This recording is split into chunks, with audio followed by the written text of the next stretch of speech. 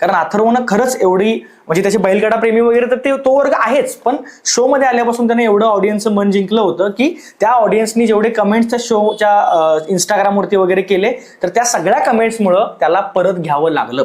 हे तेवढंच खरं आहे. अथर्व जसं बाहेर काढलं सोशल मीडियावरती पूर आला, त्याचबरोबर शो बघणं बंद केलं लोकांनी, लिटरली बघणं बंद केलं.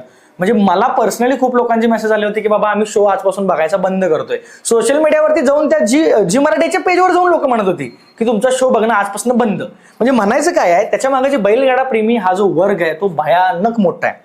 आणि जे तेवढंच खरं आहे की तुम्हाला माहिती आहे बैलगाडा प्रेमी म्हणजे काइंड ऑफ तो एक असा वर्ग आहे की तो जर एखाद्याला डोक्यावरती घेतला तर तो भरपूर डोक्यावरती घेतो, आणि त्यापैकी एक अथर्व आहे. त्याचबरोबर कॉम्पिटिशनला स्ट्रॉंग प्लेअर कोणतरी हवा या कारणामुळे देखील, म्हणजे मी मगाशी म्हटल्याप्रमाणे की जर एका टीम मध्ये ऋषिकेश आणि दीपक आहे तर त्यांच्या विरुद्ध स्ट्रॉंग कोणतरी हवंच ना. आणि जर अथर्वच बाहेर गेला तर इकडं खूपच बाजू दुबळी पडणार आहे.